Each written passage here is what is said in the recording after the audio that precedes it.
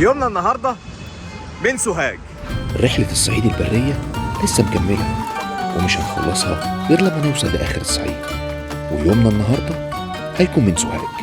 هنزور هناك أجمل مسجد في الصعيد كله ويمكن في مصر، وهنتمشى في السوق ونقعد على الكورنيش، ونختم اليوم كالعادة بجولة أكل ما حصلتش. يلا بينا سوا نشوف سوهاج. هناخد جولة في سوهاج غاية في الجمال والروعة، ما تفوتوش أي حاجة، وده خلال رحلتنا الممتدة من أول الصعيد لآخره. ودي المحافظة رقم 5 في جولتنا في الصعيد. ما تفوتوش أي حاجة، واللي ما شافش الفيديوهات اللي فاتت يرجع ويشوفها. قبل ما نبدأ الفيديو متنسوش تدعمونا كالعادة بلايك واشتراك في القناة وفعلوا الجرس عشان لسه ما كملناش جولة الصعيد. يلا بينا نبدأ يومنا النهارده. يلا جبنا فطارنا وهنتحرك على طول على سوهاج. متحمس بصراحة نكمل الرحلة إن شاء الله. نتحرك على سوهاج على طول، الأجواء تبقى جامدة جدا. في مكان بقى عايز أزوره من زمان قوي قوي قوي، واللي عمله واحد مبدع يا رب. ربنا يوفقنا إن شاء الله نقدر نوصل له. وهو مسجد التراث بتاعه خطير واخد جوائز كتير جدا، وربنا قدرنا ونقدر نوصل له. وقبل سوهاج بشوية فهنتحرك دلوقتي على طول، المفروض ساعتين. يلا بينا.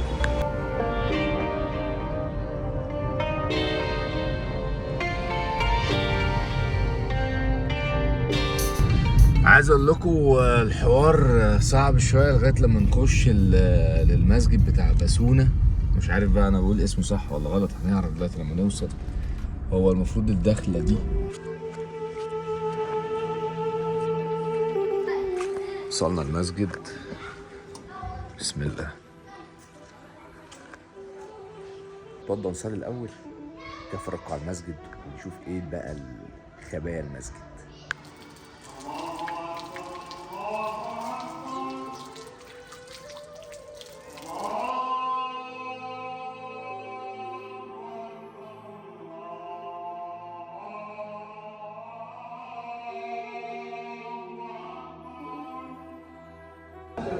ما شاء الله، بس دي اسماء الله الحسنى. بص تصميمها رهيب بصراحه. الله ما شاء الله. نورت، جميله ما شاء الله. اسمها ايه؟ باسوني. باسوني.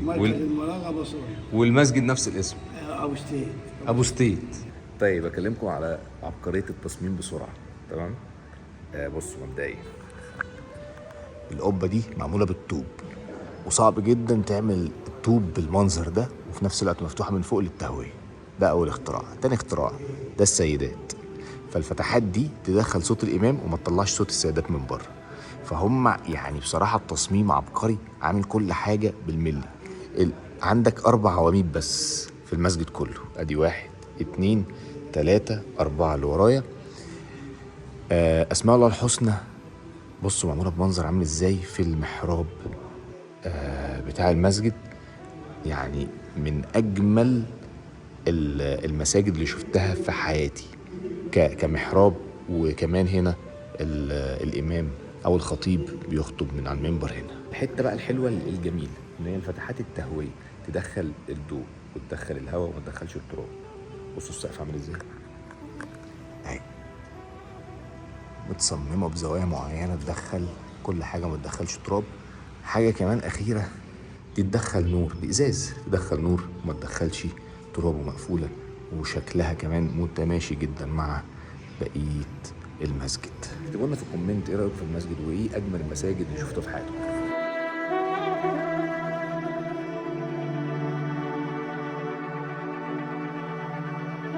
المسجد اهو، دي البوابة بتاعته الرئيسية. البوابة بتاعته الرئيسية هي من جوه الحي نفسه، يعني من جوه القرية. يعني بصوا قرية، هدوء، نظافة وجمال بصراحة. بصوا التفاصيل. ده الباب ده باب حديد على فكرة، متماشي قوي مع السور او مع الحيطة بتاعت المبنى نفسه. فتحات اتجاهها عامل ازاي عشان يدخل الهواء والنور. البوابة والخشب والمشربيات اللي مش مشربية، الارابيسك اللي معمول فوق.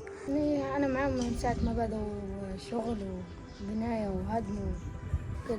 خد جايزة طلع 7 علام. 7 العالم في التصميم. وإن المساجد لله ولا تدع مشاريع أحد. والمشربية دي اتعملت في المنشاة، عملها الباشمهندس وليد. عملها فين؟ في المنشاة ما فيهاش ولا مشبكة تشبيك، ما فيهاش ولا مسمار، ما فيهاش مسامير، كلها مشبكة ارابيسك يعني. ارابيسك. هنا في شباك في الصيف بيتفتح بتطلع الهواء السخن ونزل هواء بارد. في الشبابيك دي. وفي الشتاء بتتقفل. شفتهم اللي هي الازاز اللي في الازاز نفسه، صح؟ دي تهوية للمسجد. اللي هي دي يا جماعه اللي بنتكلم عنها، القبب دي. بص هنا يعني دي بتتفتح وتتقفل، الازاز بتاعها تدخل هواء وتظبط الدنيا. الباب ده لما بيتقفل كانه المفروض مش موجود. عامل لك لون سحري. بصوا الكلام بتاعه سحر اهو، تقفل وتروح قافل دي، خلاص كانه مش موجود. الله. فيبان بقى ان الحيطه كلها واحد. خلينا نقول ان التصميم العبقري ده تصميم استدامه. يعني ايه تصميم استدامه؟ يعني ممكن ما تحتاجش كهرباء، ما تحتاجش اي حاجه، لان زي ما انتم سامعين الصوت، او المؤذن بيتكلم او الشيخ بيصلي بالناس، الناس كلها سامعه الصوت.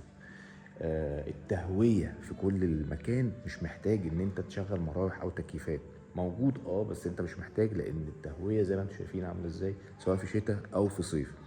الطوب اللي مبني بيه المسجد كله، اللي هو كمان في السقف، عازل للحراره بصوره كبيره جدا، بحيث ان الحر ما يخشش جوه المسجد. وكمان بيعزل الصوت الخارجي اللي جوه، كمان بيعزل الصوت من بره لجوه. لو في اطفال بيلعبوا بره ما نسمعش صوتهم جوه المسجد لما تقفل طبعا الابواب بتاعه المسجد. فتصميم بصراحه عبقري. المهندس وليد عرفه هو اللي عمله. من هنا هو من سوهاج قعد 6 شهور يصمم في المسجد. بس يا جماعه كمان المأذنه التصميم بتاعها ملفوف عكس عقارب الساعه كده، زي بالظبط الطواف حوالين الكعبه. مقصوده يعني ان هي تبقى نفس الفكره، ان هي تبقى لفه عكس عقارب الساعه، كأن او مستوحاه من الطواف حوالين الكعبه. بسم الله. السلام عليكم. دي سماعات ودي المشربية اللي شفناها. المشربية اهي. واو. مفيهاش ولا أي مسمار.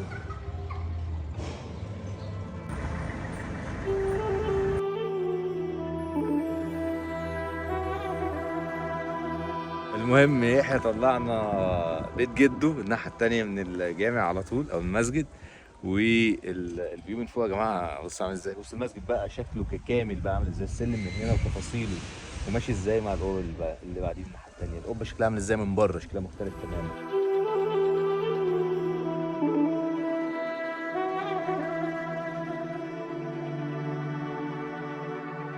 خلاص خلصنا جولتنا جوه المسجد، اتفرجنا على المسجد كله. هنتحرك على طول بقى على سوهاج المدينه. يلا بينا نشوف هنعمل ايه. ممكن ناكل حاجه خفيفه النهارده، رايح شويه، وبكره ناخد جوله في المدينه ان شاء الله.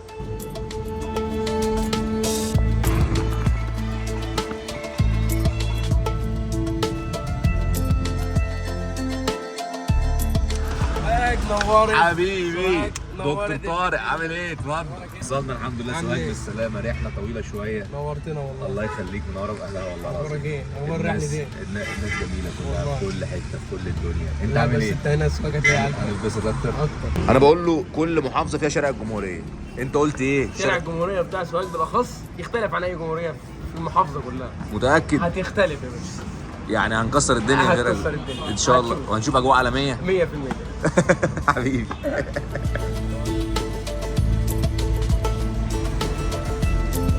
وصلنا بقى شارع 15 يا جماعه.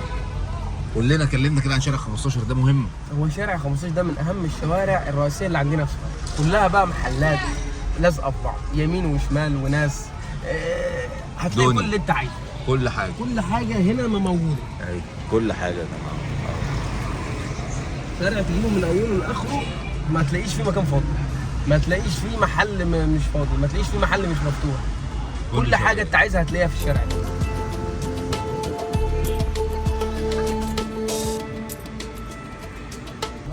في بدايه جولتنا بقى دخلنا نادي سوهاج نادي الاطباء.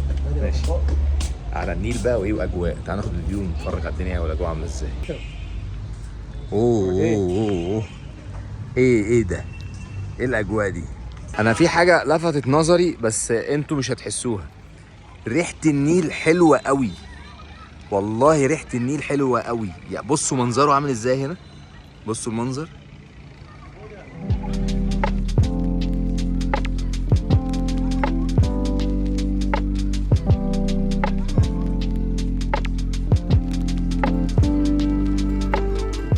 بصوا يا جماعه ايه بقى ميزه ان انت تنزل مع حد من اهل البلد. جابنا مكان لو لفيت 100 سنه مش هشوفه اصلا، مش هعرف هو فين. هناكل عند العمده. عن العمر. يلا بينا بسم الله. هنقعد هنا قاعده رايقه ونضرب سندوتشات حلوه وشويه حواوشي واجواء. يلا بسم الله. احلى كفته. تسلم يا رب.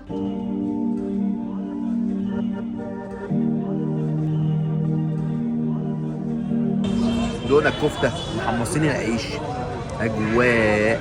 بصوا عامله ازاي. الرغيف طبقينه اتنين حاطينه وعاملينه على الفحم سخن مولع مقرمش. بسم الله.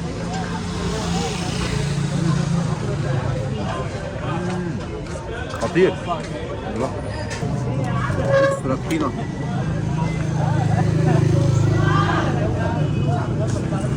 عايز اقول لكم الراجل ده مشهور قوي بالحواوشي كمان، بس للاسف احنا كده متاخر فالحواوشي خلص. وقلنا نجرب الكبده. كبده مختلفه تماما عن اللي بناكلها في اي حته.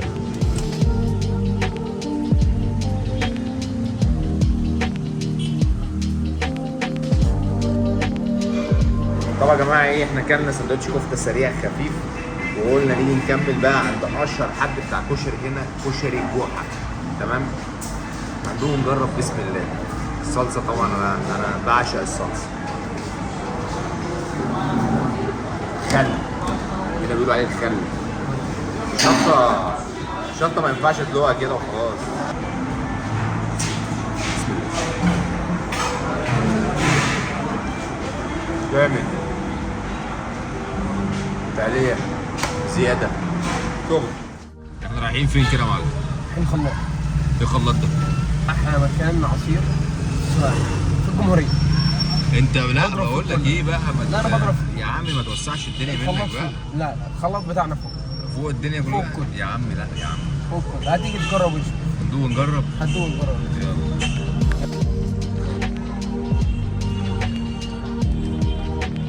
وصلنا خلاط يا جماعه. بصوا المنظر اصلا الفاكهه عامله ازاي. هو في صباطة موز كالعاده. ناس هنا اوه بطيخ برقوقه. في ايه الاجواء دي؟ زحمه قوي الله. بس بصوا الفاكهه عامله ازاي محطوطه ازاي. اجواء يا جماعه.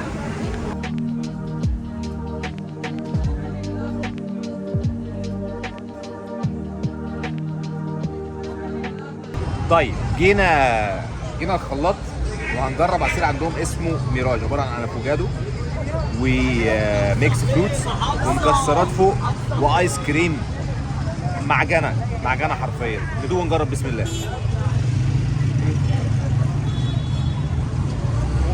هو من كتر الفاكهه الطازه قوي اللي راميينها جوه دي جامد. يا عم بالراحه على المانجا بتاعت الراجل. انت خلصت المانجا بتاعت الراجل يا صاحبي. خبي بقى المانجا. تعالى اقعد جنبي هنا. ما هو باصص لك فيها. باصص لك والله. وانت واخدها بالعافيه منه. قله ادب. بنهدي النفوس يا جماعه، بنهدي النفوس. طيب احنا وصلنا سوهاج زي ما شفتوا ومشينا في وسط البلد وجربنا الاكل بتاعهم اللي هم بيحبوا ياكلوه. بس السؤال بقى هو ايه اللي اتزار الصبح؟ احنا جينا بعد الظهر، جينا على العصر. فده اللي هنعرفه بكره الصبح. هنشوف ايه الحاجات الجميله اللي لازم نزورها الصبح في سوهاج.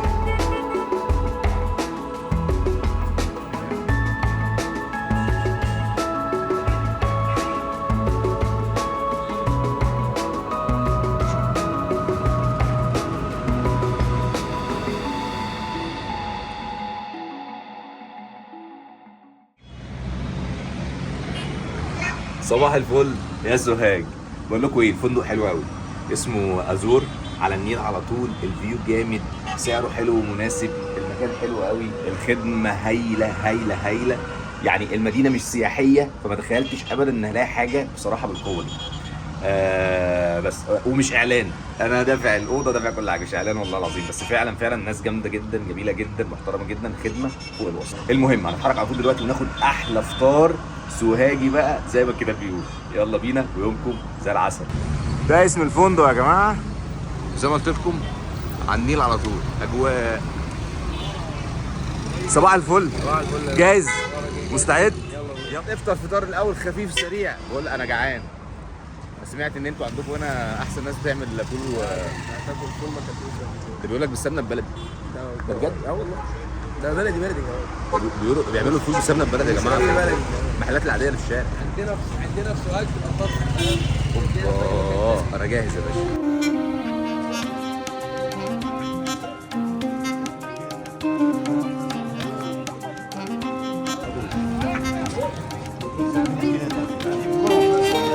دخلنا سوق الإسرية، اشهر سوق في سوهاج. رحت فين؟ اشهر سوق في سوهاج. سوهاج أيوة. تلاقي كل حاجه، كل حاجه ها؟ كل حاجة موجودة. زي امازون كده من ايه بالظبط. هنا من وصلنا بقى ايه الجزء بتاع الصاغه، حاجات الصاغه هنا. قول لي ده. اوه اجواء بقى يا جماعه. محل فول في سوهاج عامه ومن احلام. يلا بينا بسم الله. اوه فول بالسمن البلدي ده بجد. بص بص بص بص الان السمن عامله ازاي. اوه اجواء. طيب الفطار بسرعه يا جماعه ايه بقى؟ فول بالبيض بالسمنه البلدي اهي، بتنجان، ده حبيب الفول ده، سلطه، ويسكي دي ولا ايه؟ ده ويسكي الحلال. ويسكي حلال. فول بالسمنه البلدي من غير اي حاجه. شويه جرجير ايه لسه جاي من الارض. بسم الله الرحمن الرحيم. ندوق ونجرب بقى ايه فطار رايق قوي.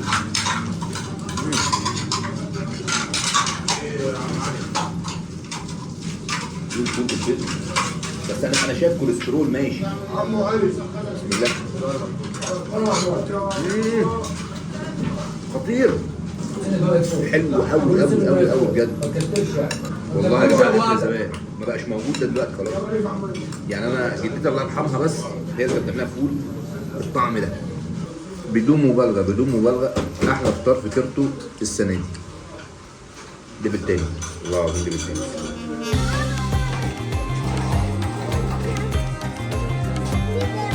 حبيبي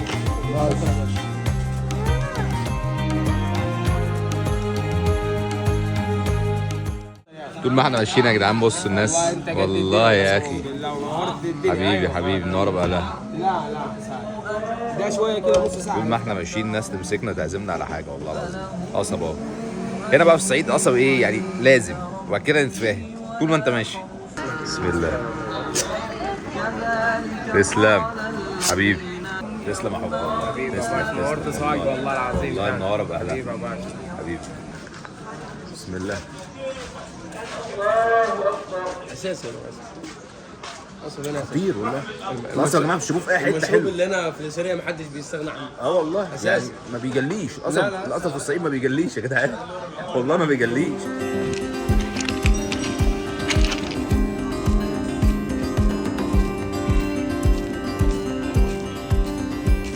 خلصنا فطار اتمشينا شويه في السوق نروح المتحف. بيقولوا متحف سوهاج هنا رايق. نطلع المتحف على طول.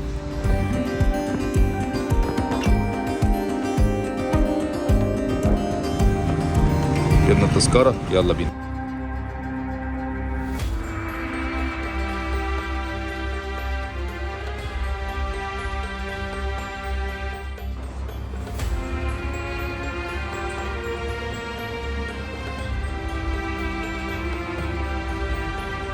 يا جماعة اللوحة دي عبقرية، تفاصيل فيها مش طبيعية. ايه ده؟ ايه ده؟ ايه الجمال ده؟ انت ايه؟ انا مبلم ليه؟ يعني حاسس ان انا دخلت مقبره. قوية ها؟ متحف حلو قوي والله قوي. في حاجات رهيبة. بص بص كده. بص بص ايه ده؟ ايه الالوان دي؟ ياه.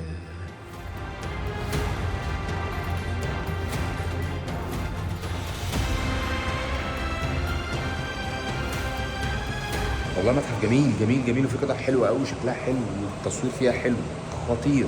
اي حد يجي سوهاج لازم يجي المتحف. انا يعني ما بحبش متاحف قوي بس المتحف هنا جامد قوي. جامد المتحف. رهيب ها؟ روعه. والله. تدخل تنبهر وتطلع يعني. والله. بص الجمال.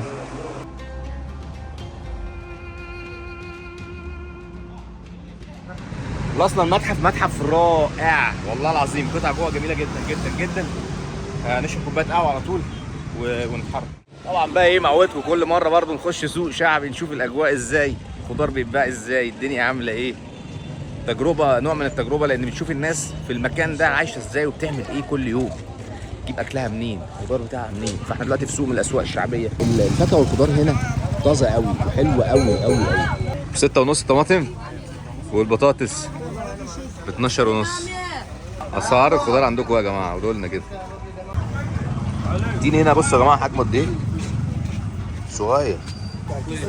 بسم الله، ندوق ونجرب. يقول لك التين بيتاكل كده. التين بص قد ايه؟ ده اقول له دين بلدي بتاع سراج ده. فشخ روحك يا تيك. خطير. يا رايك والله خطير، متوقعش. ايه ده؟ اجواء. شفنا تين هنا، انا اول مره اشوف في حياتي بصراحه. اغرب تين شفته في حياتي. تلاقي قد كده. ايه ده؟ صدقت ان حاجه الصعيد ما بتخيبش. غاية في الجمال والروعه. مفيش كلام بعد الكلام. بصوا يا جدعان، طول ما احنا ماشيين الناس تمسك فينا. لا واحده بس ولا دي ندوق بس. لا مش باكل والله مش باكل تين. بص هو الدين الناس هو مش عشان هو طبيعيه، ضيق بس. والله العظيم الناس مش طبيعيه. وقفنا بس قدام التين بنتفرج عليه بس. مللنا شويه ولا تعالى ولا ايه الجمال ده؟ يا اخي تسلم. 2 بس والنبي. لا والله كتير، والله كتير، والله كتير. بالله عليك بالله عليك. حبيبي تسلم. السلام عليكم. مش ممكن. ناس جميله يا اخي، والله العظيم مش ممكن. هيسيبك والله مش يعني قفش علينا. طيب ندوق ونجرب. بسم الله. تاني. ده اللحمه كمان دي حلوه قوي، معروفه دي. نشف شويه يا مستر فتحي. حبيبي تسلم يا رب. مستر فتحي ازيك؟ عايزين احلى قهوه. تسلم عليك.